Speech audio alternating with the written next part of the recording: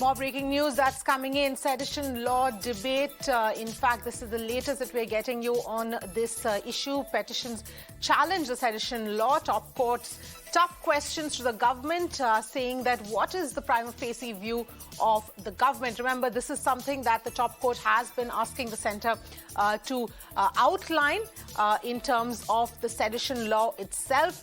And of course, these are more details here coming in.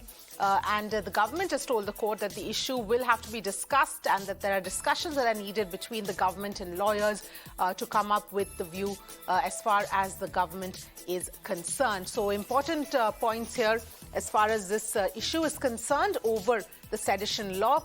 We will, of course, keep tracking all of these developments with regard to the sedition law case that is going on at this point in time. So these are the latest details here coming in. Meenakshi joining us for more. Meenakshi, what can you tell us?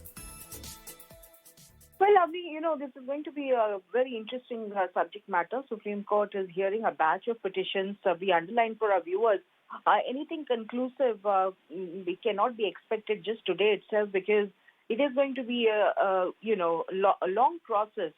But the very fact that Supreme Court is hearing the batch of petitions which are challenging the constitutionality of Section 124A IPC, which pertains to sedition, is interesting. The central government was directed by the Supreme Court on an earlier occasion to file a reply with regards to this. However, the central government in the past has sought two extensions, and now, or today rather, the government has sought more time to file a reply with regards to this particular aspect, because what has happened, you see, this is a CJI-led bench on the solicitor Tushar Mehta is representing the interests of the government here. And sedition of late, we have seen, is the subject matter that has been used oftentimes.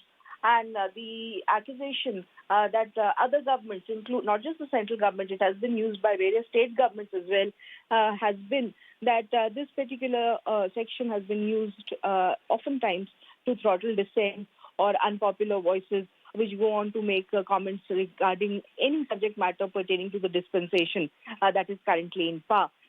So solicitor is at hand here in the Supreme Court. He is explaining to the top court two reasons why the central government could not file its reply on time. He is telling the CJI-led bench as we speak, Avni, that the draft reply is made by counsel, but it awaits the approval of the competent authorities, since this is an issue of a lot of importance. So there were some other matters that competent authorities were dealing with, and therefore the articulated legal response of the government on whether or not sedition should be retained or should be struck down is something that is still awaited here in the Supreme Court. The solicitor, as we speak, is explaining the delay the government has been. The delay on the part of the government to file a reply on this has been because while the draft reply has been drafted by the councils, but a nod on that draft reply, whether it should be submitted in the Supreme Court, whether it should be argued in the Supreme Court, that nod from the competent authority is awaited. So as we speak, that is the justification the government is again giving for the delay in articulated legal response before the Supreme Court on the all-important issue of sedition. So as we underline for our viewers at the outset, Avni, today itself to expect any outcome would be not reasonable, because going forward this will see a lot of back and forth exchanges and voluminous debates, and the government's response has not yet come by on this issue. Like we just brought to our viewers, the solicitor giving the argument why that delay has happened, and he's urging for the Supreme Court to show some latitude and grant the government more time to come out with the articulated legal response on this one. Absolutely, Meenakshi. Thank you so much for getting us all of those details. So we can expect a lot more back and forth before this issue itself is resolved. We'll, of course, keep tracking all of those developments.